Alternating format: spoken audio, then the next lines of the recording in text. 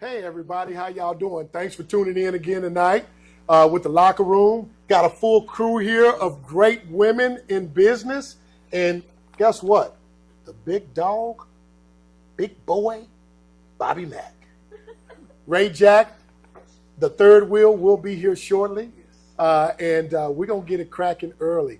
We're really excited about this segment tonight because we have three black women in business that are doing some phenomenal things. We're going to talk about entrepreneurship all the way through becoming a software engineer to AI. I know that that's a big topic right now. And we got some ladies here that are on the set tonight that are smart enough to tell us everything that you need to know. So definitely send in your questions, and we'll try to get those questions answered. B, Yes, sir. what you got? Well, I tell you what, I love being around smart people, but smart women. That makes it even better, man. To know that these beautiful young ladies and Lanika, you know what I mean. Well, I don't like the way you said beautiful women and Lanika. Well, That's see, crazy. we 49 a fan, You know so what I'm saying? We do. yeah, we go way back. See, they cutting up over there on that Yeah, end. we go way back, man. But it takes a lot of dedication and I call all of this right up here, I'm going to be honest with you, discipline. Yes. And that's one of my main things in life, period. It's not no yearly, it's every day for me. You know what I mean? And discipline is what changes people's lives. It changes your perspective. It makes you ahead of the game. It brings hate. But it does bring you love. And you can have the things you want in life if you're disciplined. You know what I mean? So I look at this right here, and this is what I see as discipline. Yeah. And it's a beautiful thing. No, that's big. That's big. So here tonight we have Brianna Bradshaw Valmont, correct? Yes. And I want to go on and make a public apology. I misspelled her name, and so on me. Is that your cousin? Yeah, that's my cousin. That's my cousin. That's my cousin. You know, see, she probably wouldn't even know my real name, but I ain't gonna let her call me my nickname that everybody calls. We ain't gonna do that tonight. We ain't gonna do that tonight. So Brianna is a software engineer, and then we also have Kierra Dotson with us, which is a software engineer as well. Yes. Both University of Texas grads, and then we won't get into that ungawfulness, but we'll let y'all hook them up tonight. And then That's crazy. we'll keep that. That'll be another topic, right? And then we have Miss Lanika Faley, that has been in the education industry all the way through now project management to starting her own business. Sprinkle Me Baby. So we've got a lot of great things to kind of talk about. And to really get started. So we're going to jump in tonight. As y'all know, we're going to keep it organic. I think first and foremost is where I would want to start at is to talk about, you know, the career paths that you all are in now. Why did you choose it? And so I guess we can start right there. Brianna, you want to start first? Okay, so yes, I can answer this question. I did it for a couple of different reasons. So I took a quiz back in middle school, and it was like, oh, what are the careers that you're most suited to do? And I've always been good with math and problem solving and stuff like that. So, you know, engineering, computers, all that kind of stuff popped up. Then I did another post like, okay, so what are the most highest like money making careers? Oh yeah. Tech was right there. I was like, okay, so that's kind of perfect. But no, in high school I took a computer science class, and my teacher was actually a black woman herself, and I had never seen a black woman in tech, let alone a black person in tech, let alone a black woman. Wow. And she really, really took me under her wing. And I remember in my junior year, she said, Brianna, you're going to go to UT, you're going to do computer science, and you're going to do great. Wow. And I was just like, yeah, whatever. I didn't believe that at all. I didn't even think I was going to get into UT, but that's where I am today. All right. Kierra? Yes. So similar reasoning as Brianna. Money. Yeah. So the first thing I did when I realized I didn't want to go to college, I mean, I already knew I was going to go to college no matter what, but I hopped on Google and looked up the top paying careers, most profitable degrees, and computer science was at the top of that list. I had no idea that computer science was computer science, though. I literally thought it was like the tech support at the Apple Store, like when you help the old ladies, like when you help the old ladies open up, like like iMovie or something like that. So I was very shocked on my first day of college when I had to learn about for loops and this binary numbers and all that stuff. But that's really what it was. And I also was not sure if I wanted to do a master's degree. And computer science is one of those fields where you don't need a master's degree to make a lot of money. Yeah. So I applied for UT and A&M, but that was just a backup. I got into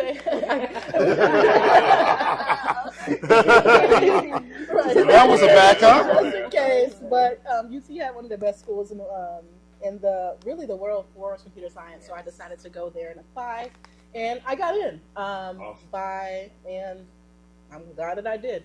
It's been good so far, but I've had more reasons along the way once the money came in, but because it's always been, I've been a gamer. I grew up a gamer, so it just made sense. Yeah. Miss Faley? No. Well, after 22 years in education, so I was tricked into education because that was not my dream. I started in accounting, actually, at Houston Tillotson College at the time, now university. And education was huge there. God decided that's where I was supposed to be, so that's where I ended up. After 22 years, I think my dad said it best. He told me that either God opens up doors for you to walk through, or he'll put you out the window. So I got thrown out the window.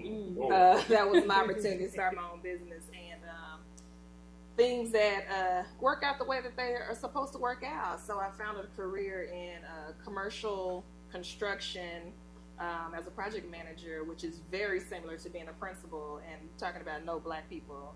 Not only are there hardly any black people, but there's definitely not any black women in construction. It's definitely a white man's world, if you will. And so, but I found myself up against the same kind of things that in education, when you see this little young black chick trying to run things, it's the same thing in project management. Who are you?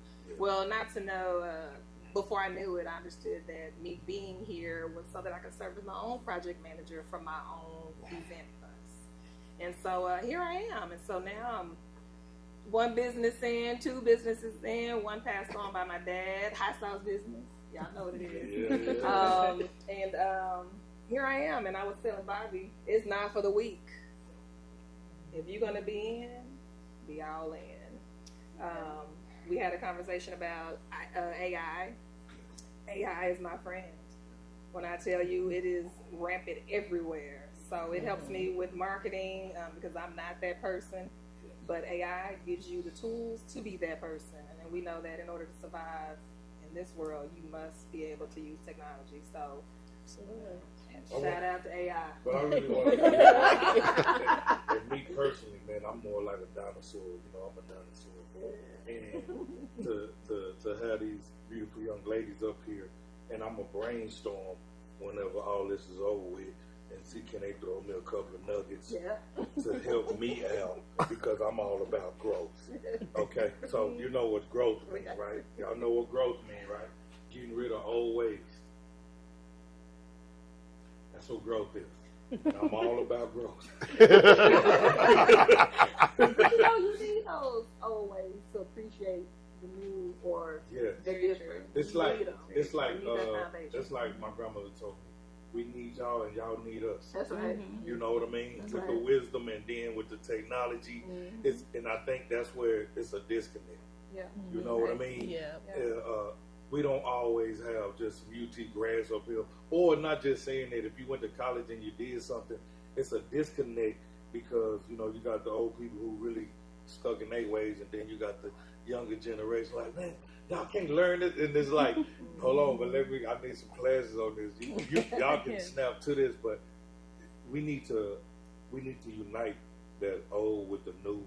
And I think we'll be more of a powerhouse if we can just bring everything together. I think we can build a whole lot in just I'm gonna say a short period of time if we do it right. Amen. Absolutely. I think we can help each other a lot, just by talking to each other. But Yes. we have to talk to each other first. There it is right Yes. there. You know what I mean? I agree one thing. I think a great point. So, do you all see it even in the industries that you're in, or even just day to day, just challenges with collaboration, just from an African American standpoint? Elaborate. Absolutely, you see it every day, and it has nothing to even do with. I'd say it's just really human connection versus even it being about technology. Yeah, A lot of yeah. people tend to not understand that communication is needed just to be able to form basic tasks and just also to understand each other. You all have a common goal of whatever it is that you're working on at your job, but how can you do that if you don't talk to each other about what's going on? Everybody has different pieces of a puzzle that they're basically building, and you all have to come together and talk about which piece goes where.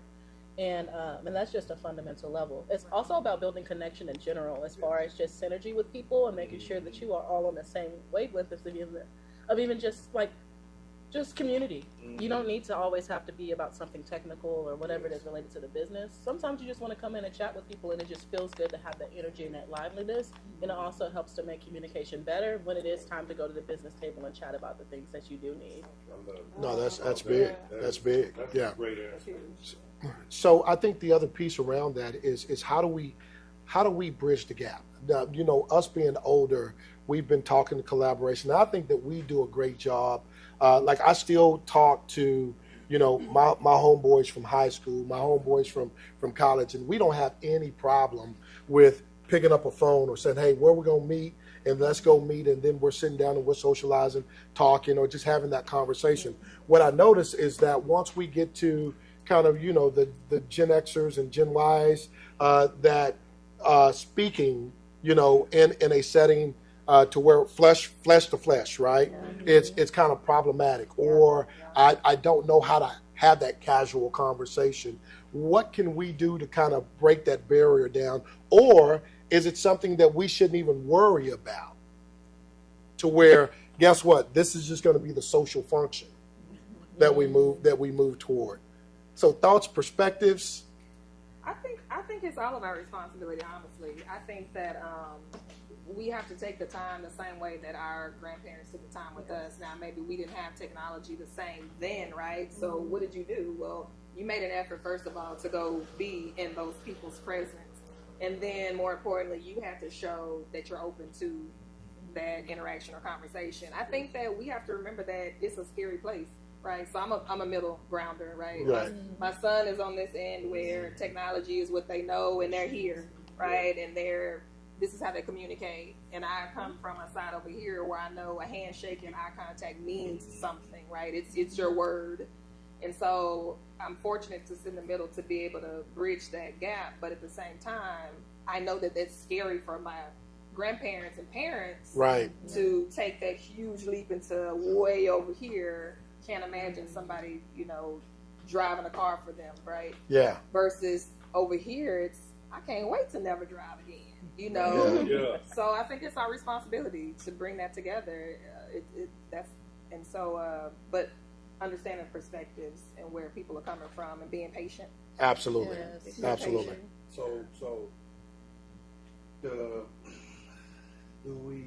I think what I've been noticing with the younger generation is it's more this. Forget all y'all around me, Yeah. Yeah, no awareness. right? Yeah. So, and then you got the generation we in. Yeah. We like this. Yeah. We ain't missing nothing. Yeah. And I think that's the disconnect in a sense, because I'm gonna just tell y'all from my point of view, okay, from my perspective. If I see you like this, you don't want to talk to me. True. True. You know what I mean? Like Yeah. if I'm walking by y'all, if we crossing and you like this, you don't want to talk to me. You know what I mean? But I mean, I ain't saying everybody, but I'm just saying you don't want to talk to me. And so why should I open up? You know what I mean? Or because you're not inviting me in any kind of way. Right. You know what I mean? In Yeah. any kind of way. And it's gotten so bad that y'all holler at each other like this. Say, "But mom, let me get your phone number." Right. Y'all do it right here, and I was like, "Hey, what's Yeah. you know what I mean?" Right. So, and I think you get into the young generation, they get into that, and it's just like that's all they know because the communication is, and everybody don't run into, what you guys experience, but I know y'all noticed it as well, that everybody got their head on the phone, and life is going on, and then you think they just in a room and they ain't never left. It's like you be better in the room by yourself than to, get to know people, and I think that's where that disconnect comes from. Yeah, for sure. We'll take a question. Corey Chester said, how can we introduce this tech engineering field to the younger generations?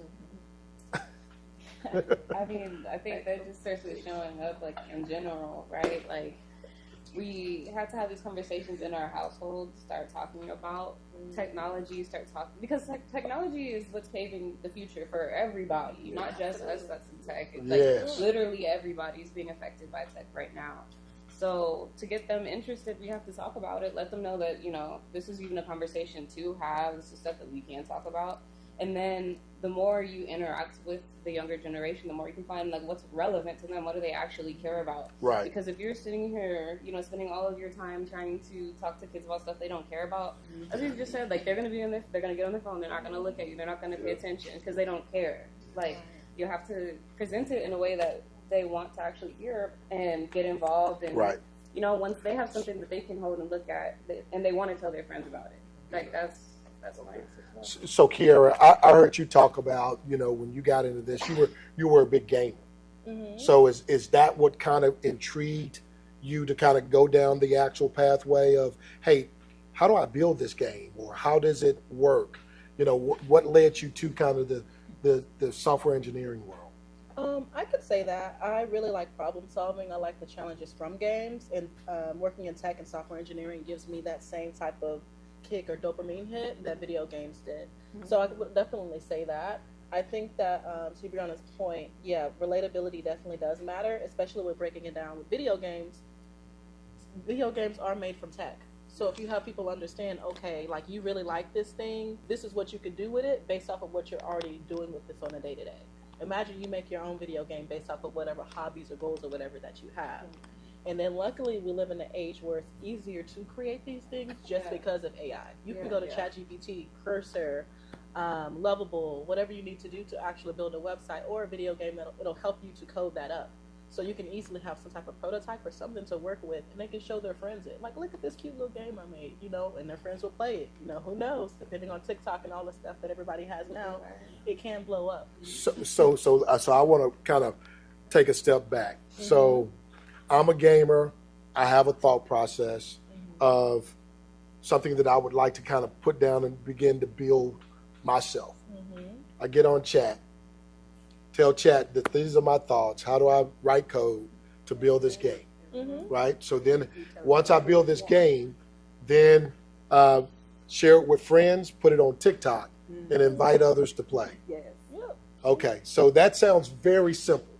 But I understand that it's probably harder, you're right, than that. So from a time consumption standpoint, one that would be a novice, what type of time would they have to put in to being able to talk to chat? Because I know chat does a lot. I do a lot in chat as well. So talk to chat and write this code, formulate it. What kind of time are we talking? It could take a while because I know lots of people, there's this misconception that you can talk to ChatGPT or whatever it is and you'll immediately get a working application or website, whatever, immediately. And it's absolutely not true. But especially when it comes to novices, or you might get one, but the security is really bad on it and you'll see cases where people are getting hacked or losing money and everything is happening. So it's a really big security risk. What I would recommend is for novices who really want to get hands-on training instead of having to, either go immediately to university or get into books. I know it can be really hard depending on what your learning style is. YouTube, there's tons of tutorials on how to build games or, websites or whatever it is that you want. That way you can at least start working to build something that you know of, but you already know it will work because someone's done it for you. and you just follow along with that. And it's not gonna, of course, you're not gonna learn completely software engineering principles or how to be a web developer or anything in a day, but it is a good starting point. Yeah. And then I've noticed that when people have something even if it's a small task or something they're doing, once they execute the task, it kind of gives them a confidence boost to keep going. That's excellent. So- That's excellent. So as we're talking to that and we're kind of looking at this, I really want to dissect it a little bit more. Talked to Lanika earlier, and she said that, you know what, I'm using AI for marketing videos, right? I'm going in, I'm telling it what I'd like for my marketing strategy to be, the actual video and how that works. How are you an AI expert? So I do not consider myself an AI expert. However, I am more of an expert today than I was 2 weeks ago. So let's start there. I mean, to piggyback off of what was mentioned here, not only if software engineering is something that you're really interested in, or you want to figure out how to become a better, a student of that sort of trade or career path, that's great. But to know how this can help me and my business is a whole nother layer, right? Correct. So you don't have to. So that's the piece that I'm learning. So I'm piggybacking off of what you guys are just talking about here. There are so many programs out there to help you. I built a website using WordPress. Wasn't something that I thought I could do. I thought code was going to be like, what? But WordPress is such a helpful tool to be able to help you build a very sophisticated website. Yeah. And it walks you through it. You tell it, this is what you want. It says, here's what the code looks like. And it helps you build along the way to where you have that product at the end that you're speaking of. As far as commercials, there's all kinds of resources out there. I use Creatify myself. I literally drop photos, take videos with my phone, take pictures with my phone, and just drop them into this place. And then they have people who are already ready. You tell them what you want them to say, and they say it. Wow. That's so cool. It is literally that cool. There's actually, I was talking about a movie that just came out with Viola Davis. I think it's on Netflix. If you check that out, there's a piece of the movie where they have all of the diplomats speaking this Fox. They're saying these particular words because if a person says that, they can then manipulate you to say whatever you want it to say. So that's what those people are doing. And as a matter of fact, there's this scam going on right now where people are FaceTiming using you. Wow. Because you've said a certain thing, you've said yes, you've said this, you've said that. And so now they're FaceTiming your loved ones or whomever as you. So that's how sophisticated this is. I mean, it is a very powerful tool. It can be something that can catapult your career, your profession, or it could be something that could be very damaging, like you said, with security risk and things like that. But it's definitely worth getting to know for sure to move forward. Got it. So utilizing AI for marketing, Absolutely. building websites. Yep. So what we do know is that AI is not going anywhere, right? No, So right. it's just going to continue to grow and do things. So what I'd like to do is we definitely, for you listeners out there, if you have any questions that, you've heard this word, artificial intelligence, AI, and you want to get some questions answered, we have some young ladies here that can answer those questions for you today. I think the bigger piece is you all kind of play in the realm of AI. Can you give us kindergarten-based theory of what AI is and how AI learns? Or is it even a kindergarten-based term or theory that you could give us to where it makes sense? That's fine. Don't go by that. Okay. Go ahead. You sure? Yeah. Okay. I'm not sure about kindergarten way, but Well, you can take us to junior high. Right. You can take us to junior high, yeah.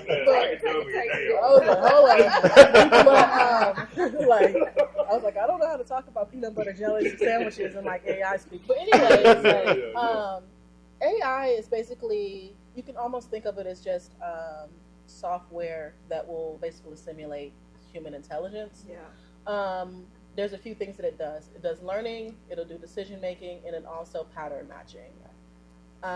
The easiest way to see this is AI has been around for a while. The easiest way that I can say this is when you're typing on your phone and the words come up for you, almost as like say the words before you can say it. That's autocorrect. Yeah. We've been having that for forever. Yeah. That's a form of AI.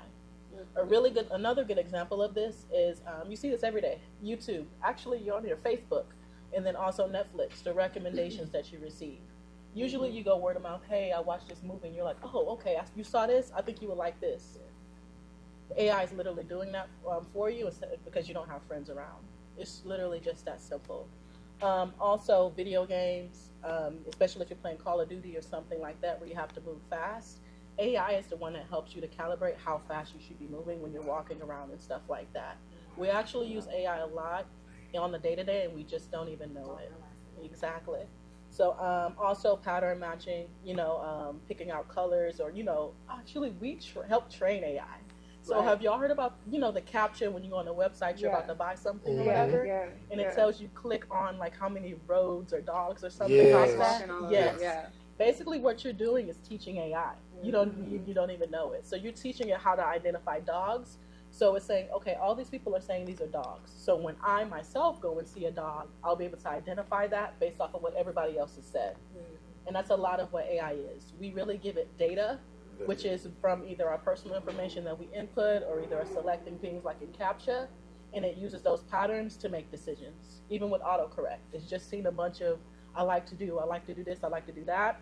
And then once you start to type, I like, oh, I've seen this a million times. They probably mean I like to do X, Y, and Z. And that's why that pops up. I'll say one thing to keep in mind about AI, though. Kierra said it's pattern matching, pattern recognition, right? It learns off of a set of information, which means that, depending on whatever information your AI is learning from, that's going to influence its decision and what it gives to you. Okay. So that's one of those things where it's important to make sure, the AI that you're using, is the data complete? Is it diverse data? Or is this data from one, one specific, you know what I mean? So you want to make sure that the data that's going into it is unbiased, so that the AI that you're using doesn't reflect that in whatever you're using it for. So behavioral learning. Yeah. Okay. Yeah. You jump in your car on a Monday, and you might have taken off that day, but your car is going to tell you, hey, you got to go to work. It's supposed to be Right. 15 minutes. It's 15 minutes away. Right. You're like, whoa, I took off today. Like, hey, you're doing too much, car. Yeah. So like, Yeah. My business. Not my business. Not my business. Your business. Yeah. So the other thing, AI is big, and then everybody is kind of hearing this word that's thrown around that's called the cloud, Yes. right? Because when you talk to some people and you say the cloud, they're looking up, right? And so not understanding that's a server storage of server sitting somewhere in a warehouse, that it's not physically on premise. So tell us a little bit about the cloud, how the cloud works. Oh, yes. So as he was saying, it's really it's a bunch of servers that are off-site somewhere that's not where you are. So in the past, when companies built websites or they had some type of software going, their servers, which hosted their data, whatever code they had, would sit in the same office building with them. Yeah. What's happening now is basically people can have a website, but basically they're renting out storage for that same data and information that they had before. So let's say like Google Drive. You use Google Drive. In the past, you would have had to have your server in your room that stores your emails and everything like that. Yeah. Instead, Google said, I got you.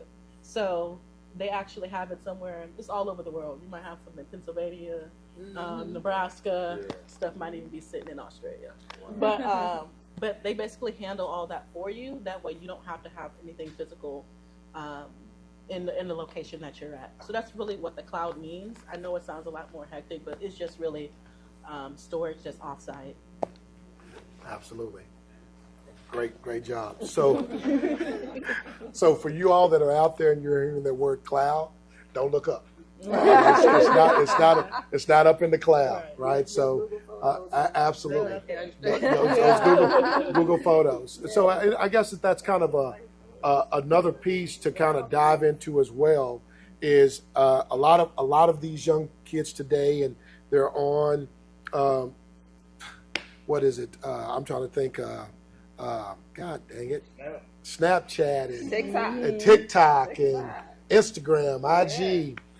Them understanding that as they are importing that information and it is being sent, that once they send it, it is being stored. Yes. So once it's stored, it's sitting and it is accessible. Yeah. Even though that you deleted it on this. Yeah. It's not on your phone. It's not saved on your phone. Right. It's saved on a server, like 5 states away. Like that you don't have access to. Right. You can never delete anything. Yeah. Receipts. So, right. Once it's on the internet, it's out there. So say that again. Once it's on the internet, it's out there. Right. You're not getting it back. So you ain't getting it back. You ain't getting it back.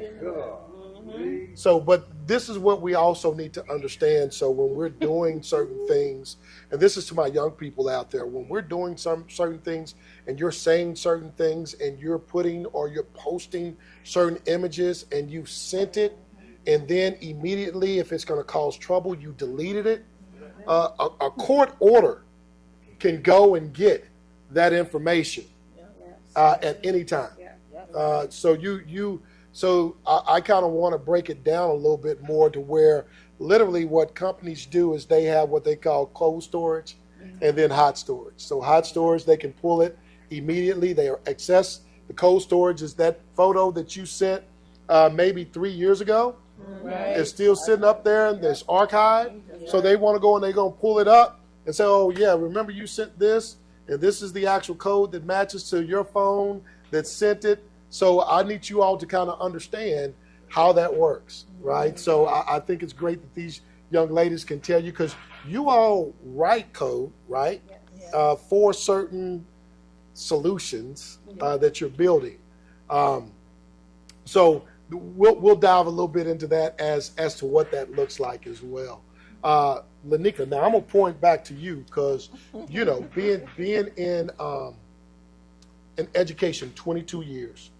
You make the leap to get into something completely unknown, right? Unknown.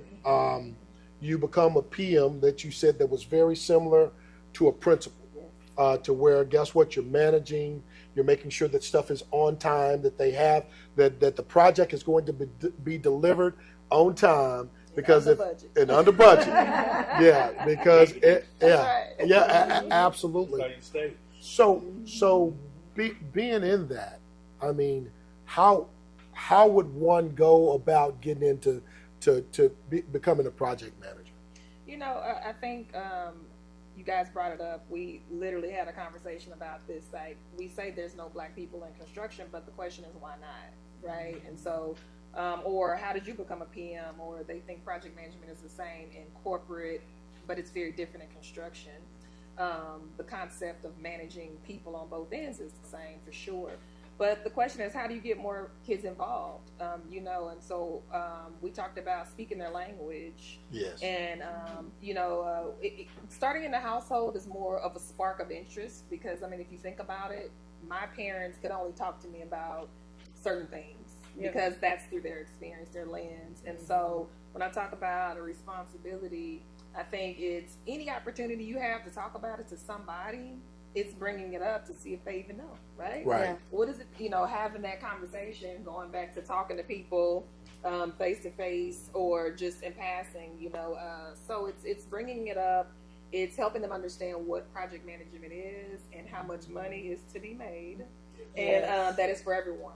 And how do you get involved? And so present those opportunities to young people. And so coming from education, there's not a lot of us going back to present what's out there.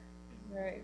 It takes that one person to see that you may be interested and to kind of pull you to the side and say, hey, have you thought about this? Yeah. And so I try to do that every chance I get. When I talk to people and ask them, hey, what do you do? And it's not because I'm trying to holler at you, but it's more, it's because I'm trying to figure out how can I get you involved in something that I didn't know anything about. Correct. We know doctors, we know lawyers, we know teachers. That's what we know. But there's these small niches out there that we have no clue about that's just waiting for us, and is available for everyone. So, and I guess this is a question for all three of you all. Is it something that is kept hidden from us, or is it something that we're afraid of? Both. Yeah, I would say it's both. both. Very much. I think that a lot of opportunities are not brought to our communities intentionally. That's definitely a large factor. But there is a level of fear of the unknown as well in our communities, that we will set these glass ceilings for ourselves and say, actually, no, you can't do that for whatever reason, just because we haven't seen somebody do it before. So you think, oh no, to protect you, I'm going to keep you safe, and we're not going to, do that. But I think that, it's definitely both. I think that inside of the community, we have this resistance to change. And you see, what I think the key word, is representation. And if you see people who look like you doing something, then you get the idea in your head, okay, I can do this too. This is something that's for me. It's an option. So, we have rappers, we have athletes, we have, like musicians, producers, like all of these entertainment industry jobs. It's just like, this is how we make it up out the hood, right? Right, like, right. Gotta get an MBA, gotta, But there are ways that we can make that kind of bread without, without using our talents for other people, like for other entertainment. Like, I don't know. There's so much untapped talent in the community, and I feel like that's what we are here to do, is to bridge that gap and to bring those opportunities to the table. So that I think that's big. Let me add to that real quick. I just want to say, like, untapped. Oh my gosh, you brought to my attention. So first of all, I'm the only person in my entire building. Now these people build Love truck stops. I'm talking about $14-15 million ground up projects. I'm the only person in the whole company with a college degree. Wow. Yeah. The owners do not have a college degree. Yes. So I want to be very clear about that's not the only way. Right. That is not the only way. Trades are running rampant. The knowledge base is there. So I want people to not be discouraged, because we often get discouraged because we think, oh, if you don't have a college degree, then your answer is, you don't have those options, and that's not true. So I want to make sure I make that very clear, that a college degree is not the only way. I agree. Some of the best engineers are self-taught engineers. Oh yeah. Yeah. They're using their gifts. So in your field, so that's great knowledge. So how are you seeing them get the experience to get the opportunity? So it starts in very small circumstances. I mean, it comes from, in your own home. It starts as small as changing out the floors in your own house, ripping up that carpet and putting down, they have all kinds of, from Home Depot will teach you how to do it. Yeah. They have what you call DIY. Right. Do it yourself. I'm sure we all have projects at home. Yeah. That's where it all started. And so it's those same things, but taken on a larger scale. Some people are very good at a creative eye. And so it's about going into someone's home and figuring out what they can do to help you take your own home and make it look like what it is that you dream about. And so that is just taking your creative side and your talents, like Bobby was saying, and going into somebody's space. It's not being afraid of putting yourself out there and sharing those talents. But taking those DIY projects and doing it on a larger scale. We have kids in our neighborhood right now who's power washing. Yeah. Oh, wow. They raised money and they have a power wash machine. They're going all over the neighborhood now doing that for everyone. That's where it all starts. So it's looking at the things that you're very good at, that's hands-on, or something small projects, and doing it on a larger scale and just taking it out there. That's where it starts. Yeah. So no, that's great stuff. Great stuff. So from a software engineer standpoint, you guys just said some of those are self-taught. Is that a field that requires a degree? Or if you're a great coder, is that something that they will kind of bypass and not look at because you have the skill set? Or is the degree a weeder factor? So traditionally, you have had to have a degree to get in. It's still kind of common, but as the field is progressing, especially pre-pandemic and a little bit afterwards, there has been a lessening of the requirements. So I have seen people break in, or I don't even like to say break in because it makes it seem almost as if you're not supposed to be there. Right. Yeah. So people have been able to enter the field via getting certificates, high value certificates, whether it's in a very popular company, such as Salesforce, where you're having select roles that you would do, like maybe you're Salesforce business analyst, helping teams to make decisions. You can even be a developer. There's so many different roles. ServiceNow is another one. Other people are also getting into like networking and cybersecurity, using like Security Plus and things of that nature. You also have people that are doing some type of boot camps. Sometimes they can be pricey, but they're also free boot camps online, actually. And they will help you step by step to walk through projects and have an understanding of how to code or whatever field it is that you're getting into. And also it helps you to build a network as well, too, so you'll be able to talk to colleagues and also actually other people to help you land the job afterwards. I will say, though, I do believe that the tech market is a little rough right now, and so the requirements have slowly risen back up. But with that being said, you can't stop something that's meant for you. And then also, a lot of the hiring managers are tending to prioritize people who have the skills and experience and knowledge over people who have just a degree or the same cert or the basic projects that everybody else has. And when I say experience, it doesn't have to be on-the-job experience. These can be from projects that you created at home, such as, like we said, building a website on Lovable and stuff like that. It's really easy, and I think the best way to actually learn is to take whatever hobbies or interests you have and incorporate it to whatever you're loving. So let's say that you are, you like music. Go and create some type of AI project that uses your Spotify history or whatever songs you're listening to. Things like that will make it a little bit more interesting, and it also is really good for you to talk about in the job interviews that you have. So, and then there's also people that will say, degrees are dead. Don't go in to get a degree, or either boot camps are dead. Those people tend to be pushing products that, of course, is propaganda and it supports whatever they're pushing. Right. But if you and if you look at their background, they have a degree. They talk about disowning their kids if they don't have a degree or boot camp or whatever. So don't let that discourage you. I say the best way is to look at this is just to collect data. The best way you can do that, go look at the job description, see exactly what they're requiring or asking you of. If you have, I always say at least like 6 out of 10 items, it's probably best to apply. You do want to always be in a role that'll help you stretch and learn and grow. If you're in a role where you can do everything, then it's like beneath you. You're not going to learn anything new, and it's not going to inspire you to keep going. But there's many options and ways to get into tech. You don't have to do the traditional 4 years. Some of us don't have that. So always think about diversifying your options and use whatever you have at the moment to further yourself. So we've got a question. I think you've answered part of it, but Corey Chester said, my son has engineering interests, and I'm trying to help direct that interest, but don't know where to begin. Okay.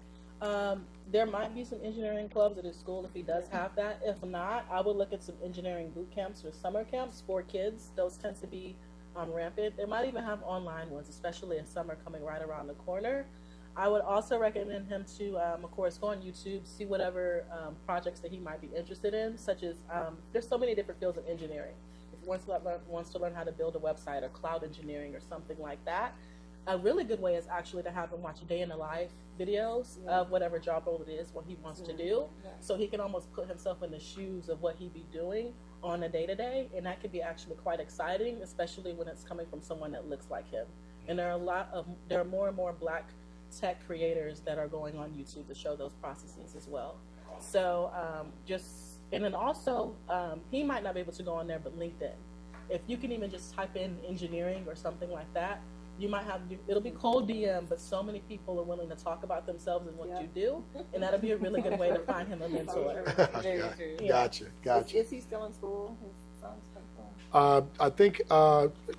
I think he's getting ready to graduate. Okay. or just graduated, one or the other. Many schools have Code to College, free programs. Many school districts have that as well. So we were having that conversation earlier. I have a niece that is in Code to College as well. What we're finding out is that a lot of our African Americans are not necessarily having a great response to it, right? Or they feel as if it's struggling. When you all very first started, it was probably a little different. You kind of knew, like, this is something that I like to do. What are some of the things that we should do in our communities to help them understand or help them break down the barriers or the roadblocks that's making it hard for them as they're in these Code to College or code camps? Community. Yeah. Like, yeah, that's the biggest thing. So, like, thinking back, when we were in college, right? My graduating class is the one who started ABCs, which is Association of Black Computer Scientists on campus. Association of Black Computer Scientists. Okay. Yes. But there were none of us, right? Like, going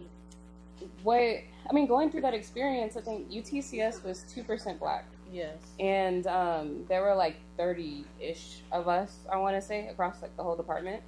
And I know my freshman year, even the entire time I was in college, I felt like I didn't belong. I felt like I was dumb. I felt like I just couldn't get it. No matter my peers seemed to be doing a great job. Like, they would get all their projects and all that. But what they didn't see is, I was working full time. I was commuting. Like, I couldn't go to office hours.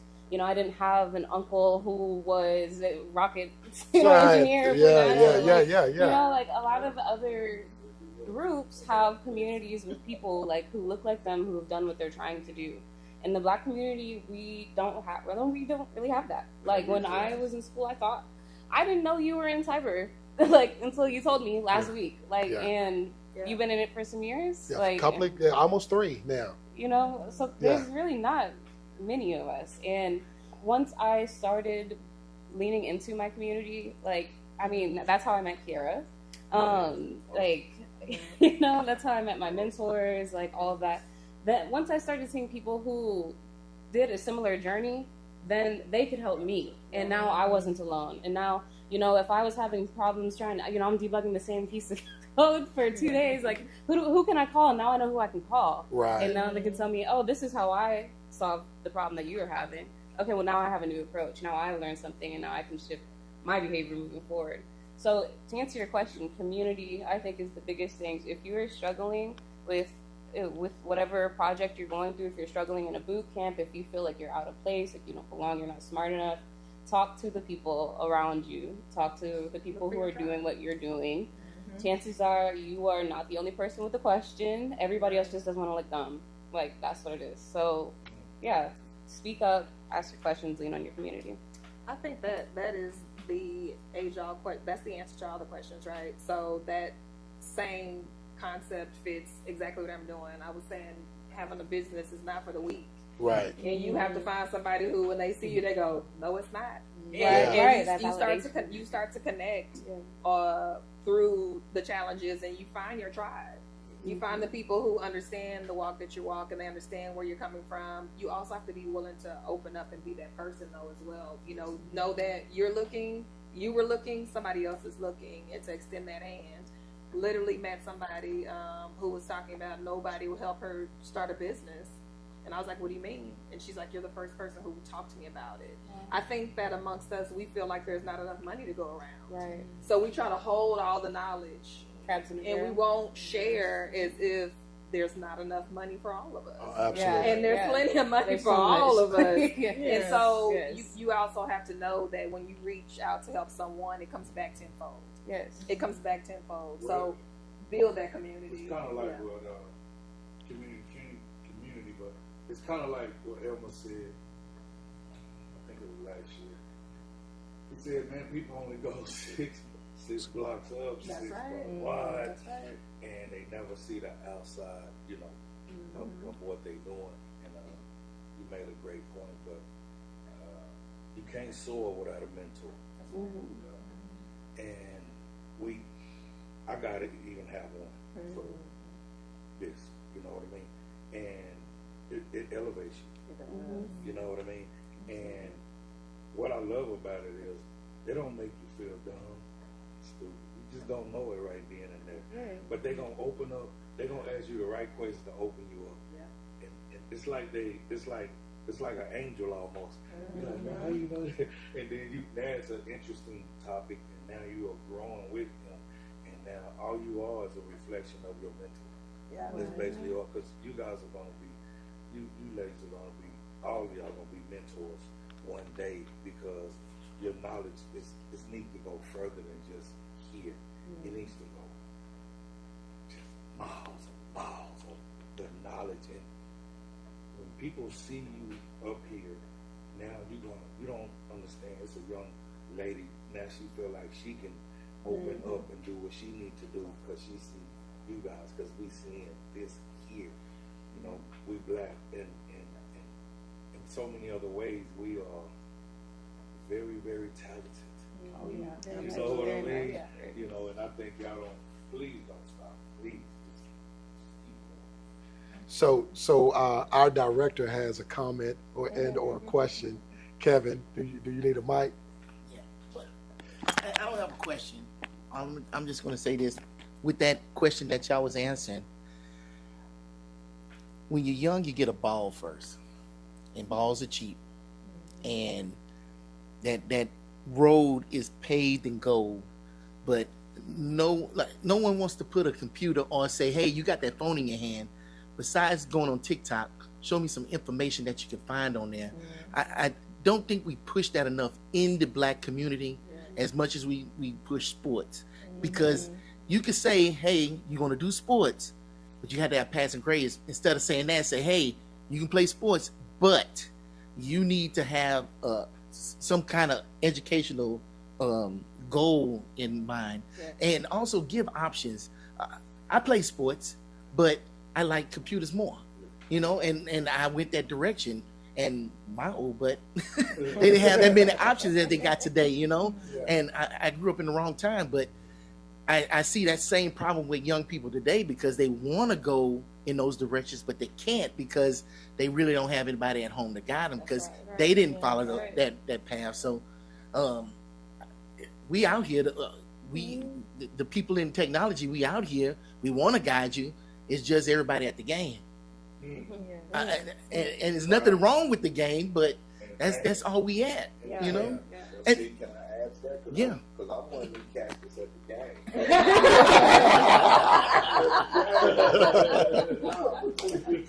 was one of the first kids in my neighborhood with a computer. Shout out to my mother and father. So they always push education. I just went to Michigan and got caught up in the South with the athletics. But anyway, that's the reason I went there.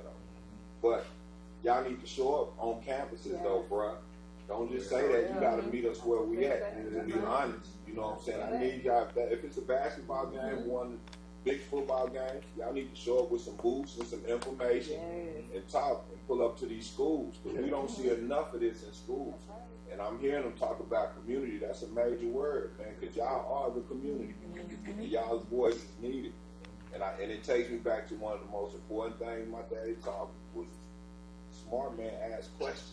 Don't never feel dumb. The dumb man is going to sit there silent, ask questions, figure it out. But more than likely, what you ladies said, somebody's sitting there wanting to know the same thing you just asked. That's all right. But nah, Kev, do right. Show up in these schools. Show up at these football games, at these tournaments and stuff. You know what I'm saying? You got to meet people where they are, because our kids do want to do this, but they don't have the proper guidance right now. And we are in the school system reaching out and trying to bring those resources into our buildings. So yes, you got to come on. You got to meet each other. Kierra? Yes, and then I wanted to say this because some people don't have the community, or the community around them doesn't see the vision that they have for themselves, and that can be really hard to navigate with. I was one of the people that did not really have much of a community at UT, but that's just because of had a lot of work going on, had some health issues going on too. And once again, I just like you said, people thought the cloud is the cloud. I also came from that demographic of people who thought the cloud was the cloud. So I was very shocked about my first day in class. With that being said, because I was confused during my first day in computer class, I went to office hours. My professor looked me in my face and immediately said, "You're not cut out for this. You don't have the brain to be able to continue this." And I was the only black person in that class, and it's really difficult because like Bree was saying, all of our peers, they've already been doing this. Yeah. One of my peers there, he had to build an app before his parents would let him get an iPhone. And others, they had directors at Google and all of that who were also doing homework for them, but also had connections to help them get internships and things of this nature. Yeah. So when I got there, it felt like I was starting in negatives. Yes. And Yes. I thought I was doing great because I was at the top of my class when I graduated high school. I was doing the AP and all that. And I was like, how am I still so behind? This is literally, And- I have the same Right. story. Like, Yeah. how am I so behind, bro? Like, I've done everything I can do. Oh, And that's smart. right. And it was like, I was like, Yeah. or they've had the resources that allow them to be able to gain that. Because I feel like we probably also would have had an app too. Right. And exactly. That's the thing. I also didn't go to the private schools or whatever. So, and instead of letting that discourage me, because it really did discourage me to hear somebody like, dang, it's my first day here and you're telling me I'm already not cut out. I just asked a simple question, like literally just from one question. Wow. I let that put a battery in my back to just keep going and showing up. It was really difficult. I almost got kicked out of school. I had to petition to stay in and make really good grades my last 2 years. But I graduated, and it's just to say, I say that just to say, like, just don't give up. It was really hard to talk to my family members and everything because they didn't understand. They were like, but you're already smart. You went to school. You're doing X, Y, Z. And it's like, I understand where they're coming from, but it's a little bit more complicated than that. Yeah. So really, sometimes once you feel frustrated or you're struggling, you really have to double down on what you're doing because there is a path forward. Also, you don't get better if you don't struggle. Very Sometimes true. because Hold on, that's a flag right there. Yeah, y'all. We need you to replay that. right, yeah. You will not get better. You will not pass go if you do not struggle. That's part of learning. That's how you know that you're stretching yourself. Yeah. Also, like I said, when you are struggling, just sometimes you need to take a step back, like especially when you're debugging for hours and stuff of code. Yeah. But then you come back, take a breather, come back to it. Also, exhaust all your resources, especially with the internet age. There's ChatGPT. You can look up any errors or anything that you're having, YouTube videos, all these things. And then lastly, I forgot my last point, but sometimes you do have to be the trailblazer in your community and be the one to start it. So keep that in mind. Sometimes you're just ordained for different things than what the other people are around you, and that's okay.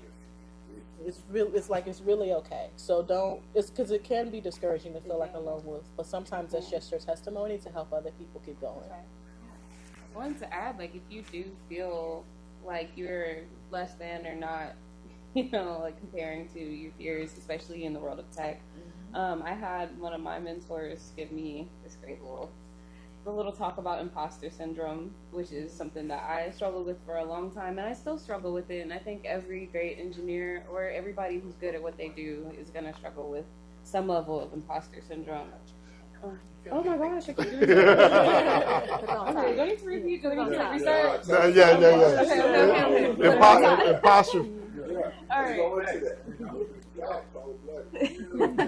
Girl power. I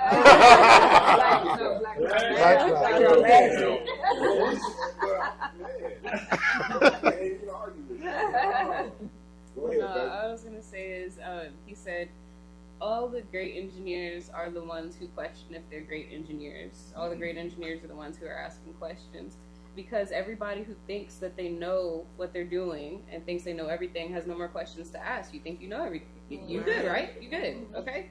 But the ones who are asking the questions know that there is so much more that's left to learn, and those are the ones who are hungry, and they will always be learning, in which you will be the best at what you do. So if you have questions, just know that that's a sign that you're on the right path. Both of them blew up the spot. Well, see, I love it. So I love it because people sometimes are afraid of struggle, right? So as soon as we hit struggle, then we don't want to do it anymore. Right. The in today's society, it's easy to quit Oh yeah. instead of Oh yeah. fight through it. Like you said, when the Resilience. absolute resilience is big, right? Real thing. When you went through it, Kierra, and you said, I went to my professor to ask a question, and the professor told me that I should quit. I'm not cut out for this, and you use that as strength, right, to motor through. And I hope that you went back after you got your degree and said, I thought I wasn't cut out for this. Oh, he caught me in the elevator 2 years later as I was about to graduate. He was like, oh. And he acted like you can see. I Said, was like, I'm still here. Yeah. Doing good. Yeah. Multiple internships under my belt. But Oh. yeah. I love that. Yeah. So we've been hearing this word from you all, and we've preached it as well on the scene. It's about community. Blacks in tech, blacks in business. How do we create forums to actually have collaboration? So we're doing that already in the community. Shout it out. Talk to us. Need those resources. Yeah. Okay. So I should have gave a little brief introduction to who I am. So that's me. I'm coming up here to ask all that. I need to know something about y'all. Where you from? Yeah. So y'all telling me all this time AI. So when I see that this intersection is the bike in this intersection, they still in our brain the whole time. So they tricking. We being lazy. Free labor. Bobby Mack, they still in our brain. They making money out still in our brain. But we got two good ones. We got two good ones. I'm gonna eat with them. Yeah, I know. So look, can I get some introduction? Because y'all powerful, man. Let me know who y'all are, ladies. Let's go. And I'm sorry because you know what? Just got to talking, man. Well, guess what? I need to be here on time. So I need to be here on time. but I told you that in the car. So but here's the other thing. Is no, we good. We gonna bring. So I think that I was so excited about what all three were going to bring tonight, to where I forgot the introductions as to what y'all do. I think I gave you your names and we hopped right in, right? So what we'll do is we'll start left and then we'll pan all the way over to the right and let y'all introduce yourselves. Tell what y'all do. As y'all can see, they are this panel is fire. Yeah. They fire. Share, like, please. Share, like. I want fire signs lit up. So now we're coming back with the right resources, the right information. We're not gonna stop, baby. Go ahead, let's go. Okay, so my name is Brianna Bradshaw Valmont. I'm a senior Java backend engineer. I currently work at Citibank doing back-end architecture and building scalable systems. So my passion is outreach and community and giving back, specifically to fix the pipeline issue for getting Black students, Black people in general into tech. So once we finish doing intros, I'll speak more on actually how to visualize that. Oh, my turn. Hey y'all, I'm Kierra Dotson. By day, I am a Kubernetes software engineer for IBM. Basically what that means is I support the infrastructure for a lot of the cloud services that people use on there. A lot of your banks are powered by IBM. And then by night, just for context, it's like, what is that? But by night, I run a data career coaching and corporate consulting firm. So I have been running this since 2021. I've given over 150 consultations, and I probably have like at this point like millions of dollars I've helped people make in salaries. But also I do the architecture, data architecture. So I've worked for like Chewy, which is the pet company if y'all like to buy supplies there. I've done Charles Schwab as well in a marketing company named Axiom. But I like to do that. I also do content creation on LinkedIn and Twitter. Hopefully expanding into YouTube too. And I really just am passionate about explaining topics to people in a relatable way when it comes to tech, because a lot of times tech is for a lot of us. We just don't know it yet or where we fit in with our niches. And just being able to talk to people and help them see that they already have transitional skills helps them to really like bridge that gap or tip over the edge of where they actually need to go and find their passion at. Yeah, that's me.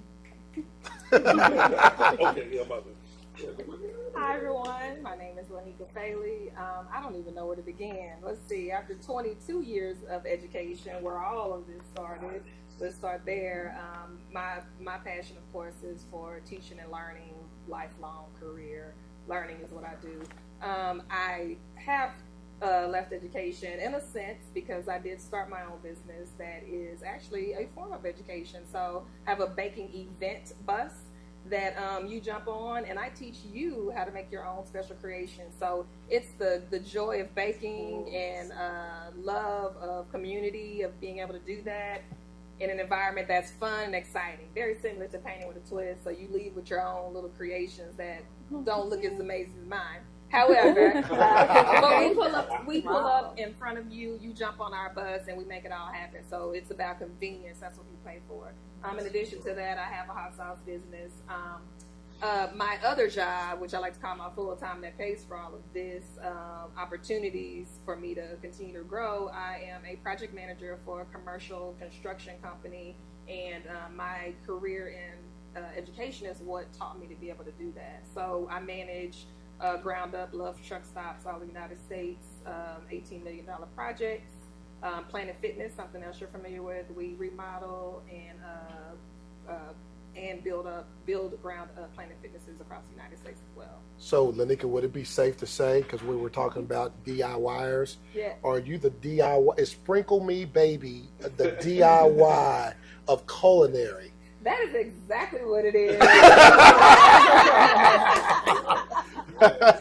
You don't have to mess up your kitchen though. You can jump on my bus and mess up the bus, and then we keep it moving. So yes, absolutely. But I have to tell you that the teaching and learning piece for me is definitely now I've dived into being able to help other people start a business.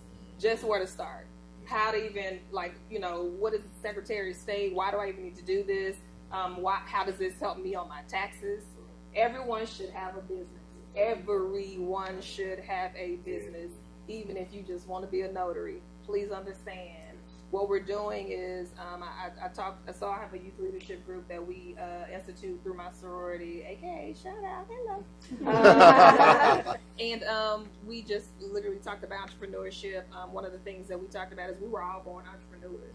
Think about this: when you couldn't make any money, what were you trying to do? When you could have a job, you were out there cutting grass, doing nails, and cleaning up around the house and things like that. And so the question is, where did the entrepreneurial spirit go? It's when you got in school, someone asked you, what are you going to do? What are you going to do? What do you want to be? What do you want to be? So shout out to you guys for still tapping into your entrepreneurship. You can work for somebody and still be your own boss. So keep that in mind. Don't leave that spirit, and so you take it by teaching others, and that's exactly what you're doing. So you're bringing others to the profession through your own unique business and your love for it. So shout out to you ladies for still doing that. I like it. I feel a certain way though, cause like you ain't shout out to Jaguar Nation. Oh, that's right. This greatness come from Jaguar Nation. You're right. Talk about what we do out here. Listen, it started a long time ago at LBJ. Let's be clear. We don't give up. And I say, everything ain't for everybody. That's right. But if you take a look at this panel up here, you see there's a whole lot of Jaguar going on. So shout out to the Jaguar Nation. That's right. We're used to losing friends. We got community. Hey, so tell us what are y'all doing? What can we find y'all in the community? Right. Yeah. Okay. So the whole reason I said intros, I didn't even say it. I'm an ambassador for Brilliant Black Minds. There you go. I love it. Yes, I'm a community ambassador. I love that. So my goal is to get people in the community, get the community to us. So what Brilliant Black Minds is it's a group of Black people in tech who are passionate about tech, or Black people who want to be into tech, or Black people who are just into tech, like just interested. It's a free community, and we are here to upskill you, get you prepared to enter the workforce, and just have that literal community of people who know the struggle that you're going through, who are here to talk to you about the cool article that you just saw, like all of that. We have a Discord server for free, and we're just in there. We got the water cooler. You can go just chat, whatever, just talk tech. You can sit in the voice chat. Like, people will come, drop in, talk to you. So yeah, we're doing that. Now of course, as soon as I want to start plugging everything, that's when I start drawing blanks. What age range? What age ranges do you guys work with? That's what Everyone. Everyone. Yeah, Okay. everyone. BBM works with everyone from, like middle school to, you could be on your third career change, right? Trying to get into tech. But there was one more thing I was gonna say. And How of do we get in course- contact with you? Yeah. How do you? Oh, okay, right. So how do you actually? Look, so I need to. Oh, I'm gonna be able to play this back. Yeah, so I you'll can play get it this back, information. That's all right. So to connect with me, there's a couple different ways, and to connect with us, there's a couple different ways. Okay. So really, where you want to be at is at the conferences, like that's at the networking events, at the mixers. That's where you want to be at. Off the top of my head, there's Afrotech, which is a huge conference every year. It's for all Black people who are in tech. That was in Austin and moved to Houston. Yeah, well, Right. it was in the Bay, and then it came became to Austin, Austin. then it went to Houston. And it's going to be in Houston this year and next year, I think. And then we'll go somewhere else. But Okay.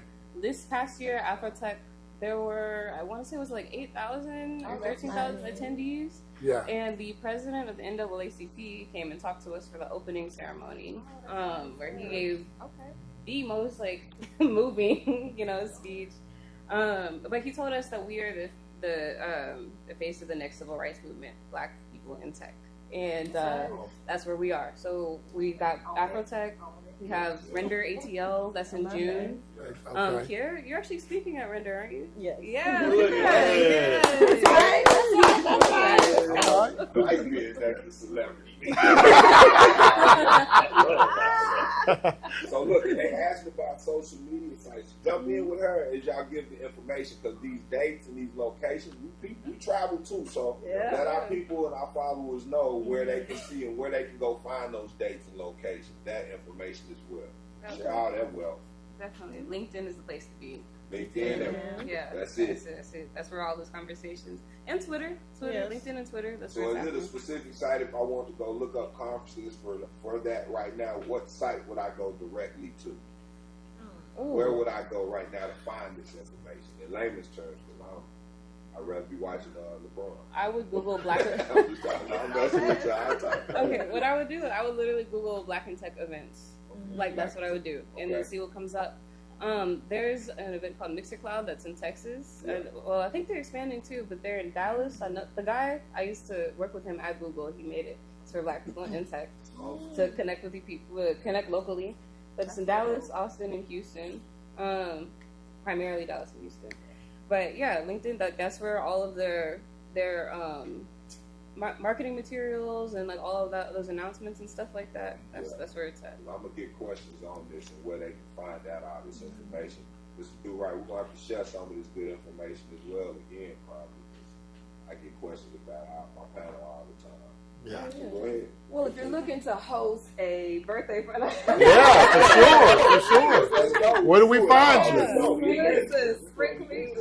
sprinklemebaby.com is your best place to go. Sprinkle Me Baby ATX, because there will be more of these on the streets real soon in other cities. I'm claiming it because it's gonna happen. Right. But we adults, kids, for all the ages. Some events coming up soon. If you tune in to sprinklemebaby.com, you'll be able to see the upcoming events. I'll host the event at Salt.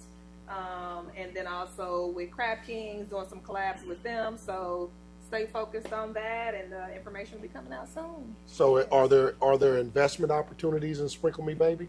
So there are, because I would like to get 2 up and running sooner than later. So I am open for those discussions. It is the concept is unique. You want to sit down and have those conversations. I'm here for all of that. The game plan, the business plan, all those things. So yeah, it is definitely open. I'm looking to start one in Fort Worth, talking about community. I have a little cousin who I want to get her up and running. And then another one in the Houston area. So I had a lady who reached out who wanted me to come to the Woodlands. Oh, yes, they would love And to she love did you. not care how much it cost. Yeah, And yeah, I was they- like, yeah, 2 yeah. hours. They got I was it like out 2 there. hours. I told her how much it cost. She said, okay. Oh, Yeah. Yes, they, Yeah. So they got it. So the concept is catching on, and it seems to be a really great idea. So It is. so I'm Absolutely. excited Absolutely. about those possibilities. So y'all hear there's investment opportunities. She Yes, has it the is. business plan. Yes, I She'll be able to formulate the ROI. Yep. So definitely reach out to Lanika, Sprinkle Me Baby, if you want to make be a partner or whatever she's giving. Have that conversation if you're looking for an investment opportunity. Here for it all. Yes, and then if you can reach me, if you're trying to do career coaching for tech, at thedatablock.com. I actually have a bunch of resources there for if you're trying to get started in data. There's a bunch of free blog posts and things of that nature. Also do resume reviews and things too, just in case you need that. You can also catch me on LinkedIn as Kierra Dotson. You'll see a bunch of the content that I put out too.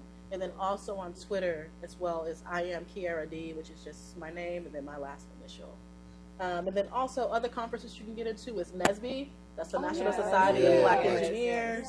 Highly recommended. I forgot where they have their conference at, but I went to Boston during my junior year of college, and that's actually where I landed my first big girl internship with Visa. All right. So highly recommend them, and I love it because they start from, I think it's like, even like in, primary school all the way up to past that. Like, you have people there that are, peers, VPs, directors. So it's a really good way to network with people and also just to learn and be around like-minded people. It was so cool to be in a conference full of people that look just like me, with locks, braids, all of that. And I could reach out, and then they're actual like directors and VPs of big companies. It's so cool. And then they will also interview you there and hire you on the spot.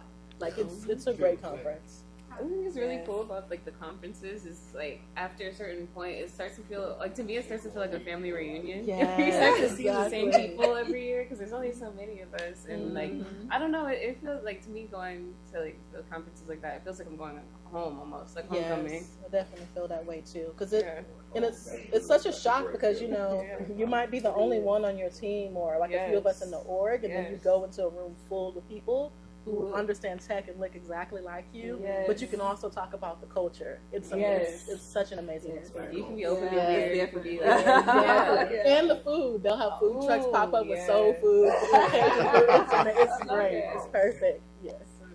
So, I mean, y'all been on it. I mean, it's been fire. It's been fire. One question for you all, and this is probably going to be directed more toward you two. And Lanika, I'm sure that you'll be able to chime in from an education standpoint. From you all's perspective, how do you see AI impacting communities of color, positively and negatively? Good question. That's one. I think positively, AI provides a lot of potential for us to learn things that we never would have been able to before, at a speed that's, unthinkable even 5 years ago, right? Yeah. So, there's so much that we can learn, and there's so much data that's at our fingertips. It really empowers us to make the decisions that, are really going to be the best for us to reach our goals, because that's what it's for. But AI is not a resource that is created equally, and Speak on that. Yeah, we need to dive into that. Absolutely. This one I want right here. Yeah. Give it to me, Tap baby. in for your hands. Put a little butt on there, though. Yeah, that's true. So true.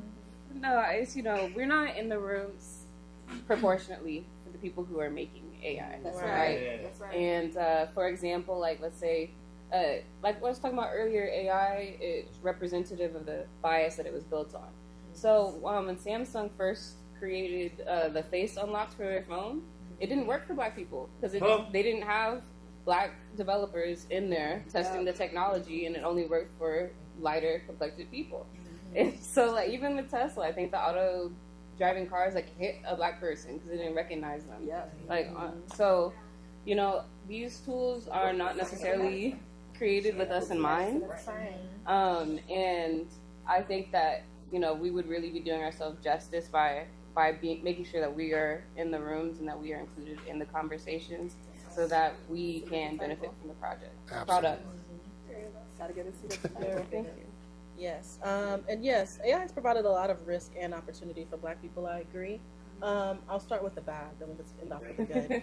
But the bad, yes, just as Bree was saying, AI is built based off of the data that it's fed. So it's not AI is bad, it's the data is bad, and the people who came up with it, they're biased, whether it's intentionally or unintentionally. Right. There's tons of examples of this. I'm pretty sure you've seen lawsuits from multiple different companies where they are getting sued for disproportionately declining loans for Black people, whether it be in automobiles, houses, insurance, and all of that, just because more than likely the historic data that they put in, it was mostly white people getting loans before, and they have a certain demographic information. Right. And so that AI or the model that was used is used to that. So then it sees something that it's never seen before, and it's like, wait, I don't know what this is. I've only learned what the good stuff is, and this is from this certain profile. This must be a bad person just based off of that. Right. It doesn't know it doesn't know to discriminate against you naturally. So that's really what's going on. So as Bree was saying, we do need more diverse teams, also really good ethics boards there to help set that up. Yeah. And it's not even just with having Black people, it's people of different like socioeconomic statuses too, especially of course, you know, with health, maybe having disabilities, all the different ways that people can be impacted. They need to be in that room having somebody that's represented there. Yes. Also, another thing that is not so good is of course we're hearing about the whole AI can take your job thing. Right. I do want to tell people to not be so scared of that. As you say, you could type in ChatGPT and it will hallucinate and come up with some stuff that doesn't make sense. Yeah. How can it? Check it? Yes. Yeah. So how can it automate or take over a doctor's job? It's just not possible. It can't even do the basic thing of tell me how to make some what is it called? PB&J. And it was like, you put some glue on some bread and put it together. Like what? So, and mind you, it has access to all the internet and it still got it wrong. Right. There were millions of recipes for PB&J and it's still somehow messed up. Right. But yes, there is a thing where jobs are going to be automated, but those tend to be, as they call them, jobs that are not, like, I want to say lower level, but yes, lower level where it requires just automation. These are repeatable tasks that anyone can easily do. Right. But don't let that scare you, because we still are needed when it comes to doctors, lawyers, physicians, trades, anything that's hands-on or requires a little bit more complex thinking is necessary. And that's not even like you have to be technical. Like, you know, you can be a PM, a project manager, or anything that involves human collaboration is needed. AI is not, it does not think like humans. It's literally just pattern recognition. I know a lot of people tend to say that and like the cult, like, you know, on social media and stuff, but it doesn't have emotions. It doesn't have feelings. And so that emotional element is needed. Let's say you go to McDonald's or a restaurant and a robot comes up to you. They're not going to know how to joke with you, and you're not going to feel that warmth from talking to people. It's a robot. It's a piece of plastic with metal. And a lot of times, yes, the food can be good, but that feeling you get from having community or just the warmthness of a connection is what keeps people coming back. Right. And I think a lot of companies will realize that once they stop replacing people. But like we said, there's lots of room for opportunity. I recommend that people learn how to use AI to help them on a day-to-day with their task, or even understand how it's disrupting your industry. How are companies using it in healthcare? How are they using it in, you know, agriculture, food industry, whatever it is? Even if it's just something as simple as reading a small article or a YouTube video, it will help you. You don't need to know the underlying math and all the crazy complicated stuff. You just need to know on a day-to-day basis, how does this affect you? And also, how can it make your job easier? Because it, you know, we see it as the scarier thing, but I use it to help me code. I literally have AI doing small coding tasks for me, and it frees me up to do more difficult things or other things. And it can make you look good at work because you're actually becoming more efficient. So use tools at your disposal. Yes, use it at your disposal. Look at it. Use it as like an assistant versus as you thinking as somebody that's your replacement. Right. Yeah. Because I wanted to add to that. There's like there's this like notion in the field that, you know, AI is going to take engineering, like developer jobs, and that couldn't be the furthest away. That couldn't be further from true. AI is not going to replace an engineer, especially if there's like even one bit of business knowledge that you need to make your product. AI is not going to be able to do it for you. Sorry, the context is so important in AI. They have not figured out context. Yes. But I was gonna say that I was right there. What was it? Oh no, this happens to me all the time. You're fine. You're fine. It'll come. That's all right. It'll come back to you. Yeah, go ahead.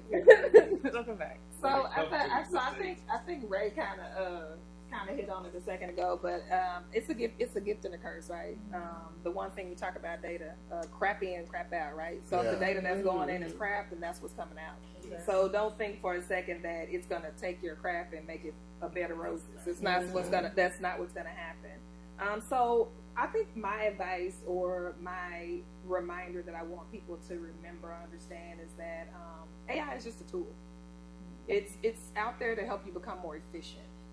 It's a way to ensure that you can get the very basic foundation information to you quickly, right? And so I think that's the one thing to know. It can't replace a person.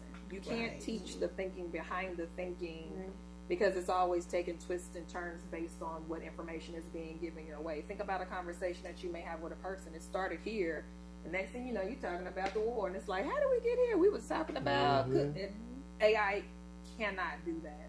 So that's one thing. I think in addition to that, Thomas Paine tried to write a pamphlet, and what happened with that? It was about common sense. If we could write about common sense, we'd be writing forever. It's one of those things that you cannot teach. Correct. You cannot teach it. And so, it's through experiences. And so my recommendation is to ensure that you stay in front of that by being a human. Sharpen your soft skills. Do some things that AI cannot do. It will set you apart every single time. So that is that soft skills are huge. It's not going anywhere. It's not going really big. So go hit y'all with some quick day in the life of a PM. Oh. Oh my gosh. AI wouldn't keep up. Let's say that. AI is not replacing me. Let's say that. A day in the life of a project manager. If you like always changing, twists and turns, problem solving at every corner, what we call a crap show, you'll love it. You'll love it. Your dendrites, that's the little things in your head, are constantly growing. I promise you that. You're never bored. And so problem solving at the end of the day is probably and soft skills. You have to be able to talk to people. You have to know how to talk to your clients over here and present yourself in a way that makes them want to write them checks. And then you have to get over here with your subcontractors to make sure that they're getting that job done, and you're talking to them the way you need to talk to them to get it done. And so you gotta be able to juggle and be a little bit of both. It's definitely you're a chameleon, but it's good times. Absolutely. So day in life of software engineers. I know it's probably each one of y'all take what your day looks like. Okay, sure. Mine also involves problem solving. If you like building things, which it'll be software instead of something physical, but it's still cool. It's really good to get into and stretch your brain muscles. Also, it's not talked about a lot, but a lot of the soft skills are also necessary for tech as well too, especially as you become more senior, because you'll be more client facing or business facing. So you're also talking to your business people, trying to explain things to them in less technical jargon, but in a way that they can understand, and also in a way that they understand and will make money or lose money. Because they don't care about, oh, this website needs this X, Y, and Z. It's like, no, if you don't have this, you'll lose X, Y, and Z. Oh, okay, let me see what I need. Like, you know what I need to do. Right. Just let me know we're good.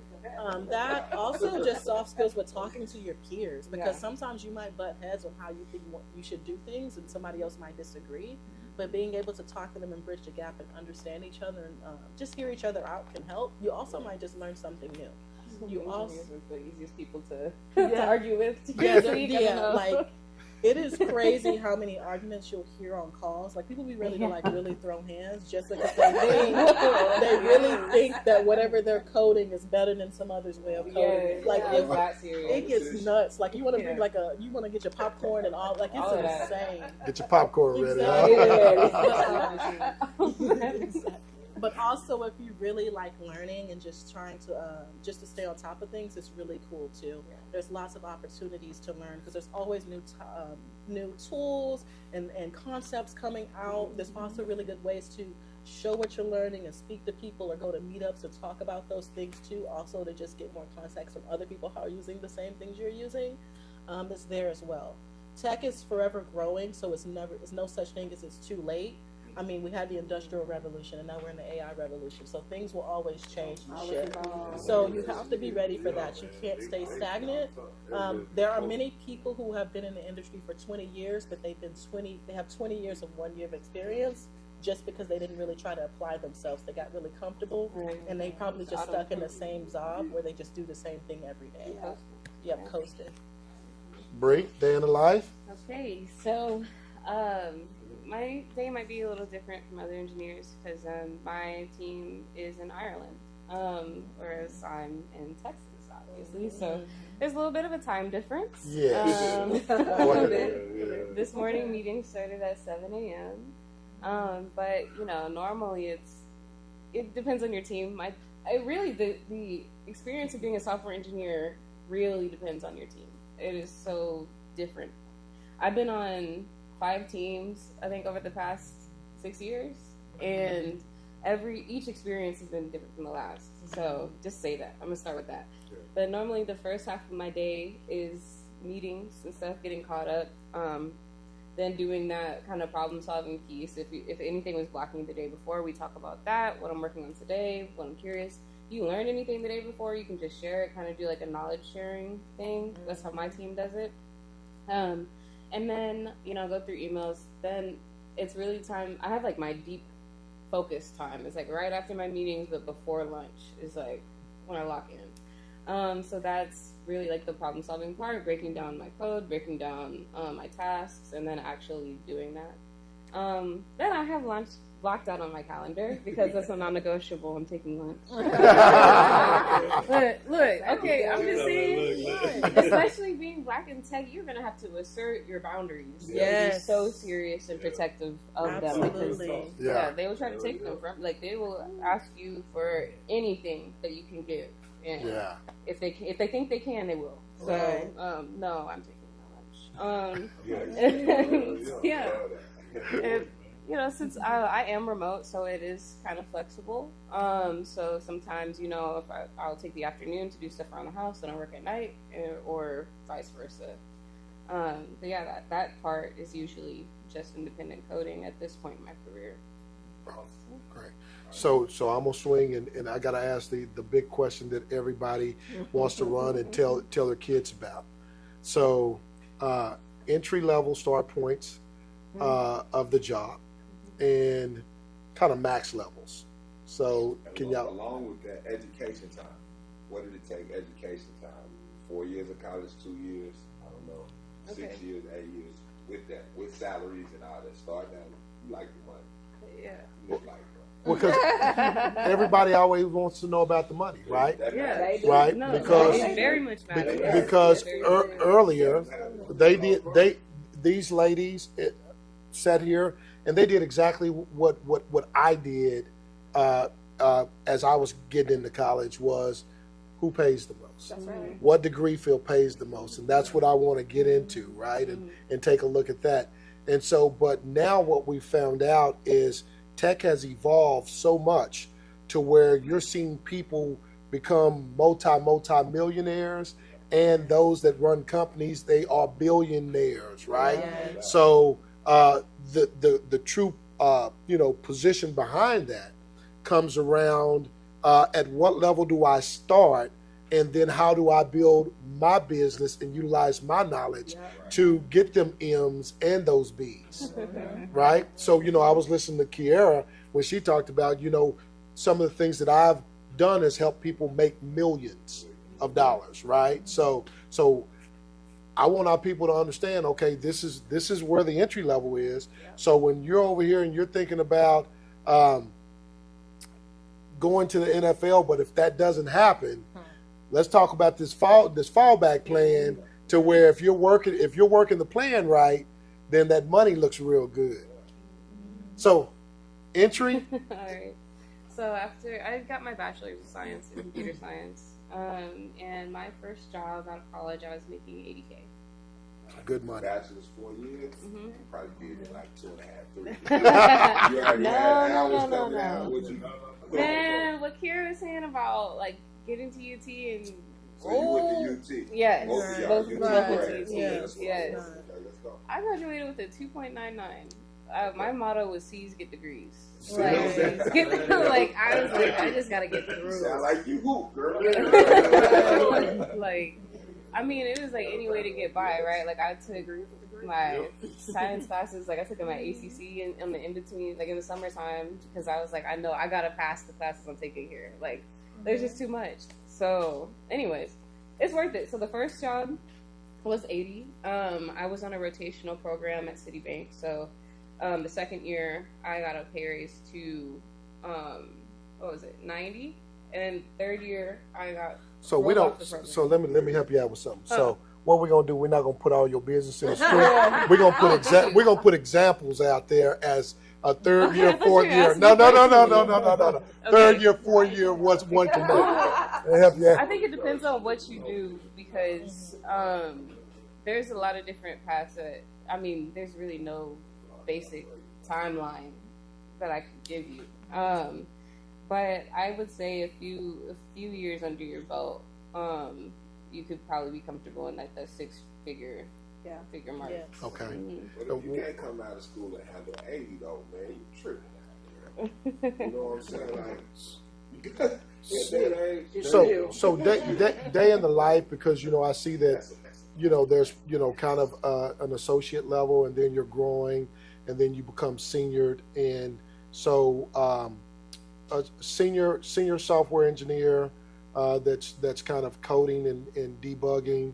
What would be an average? I would probably say somewhere between 130 and 170. Okay, and then from there, is it a management role?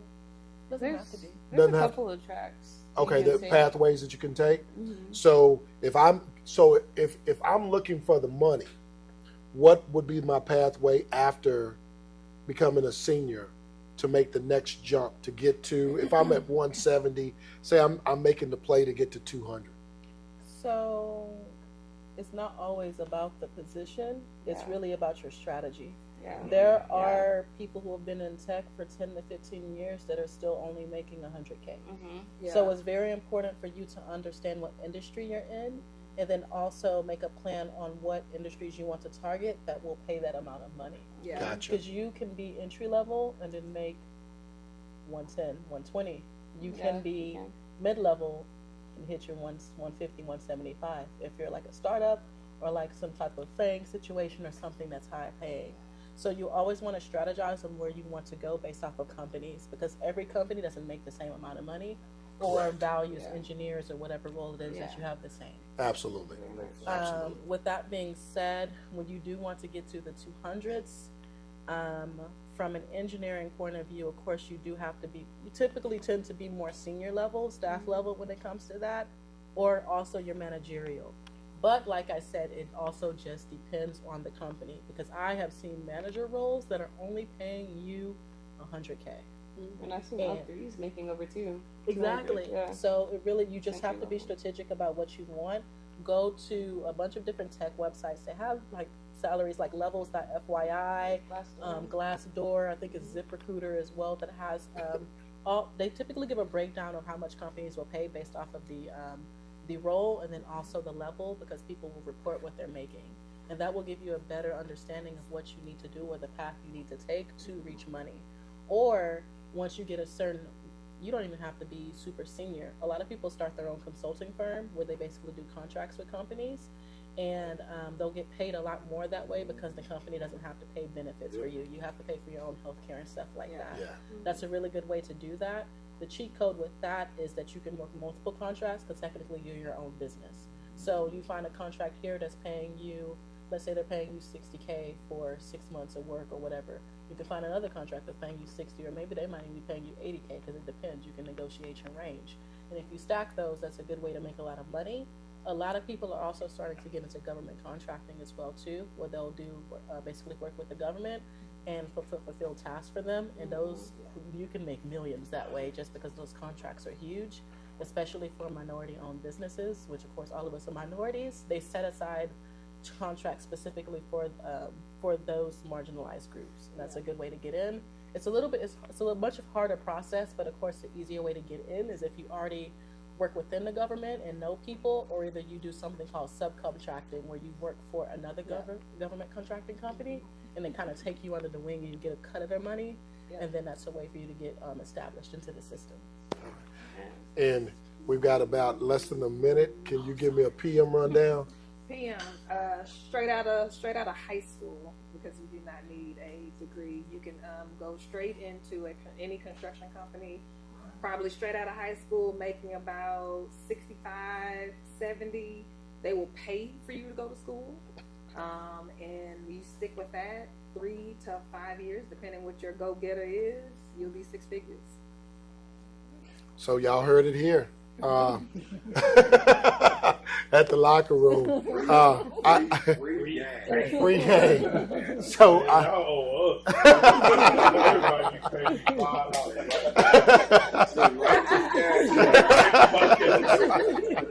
I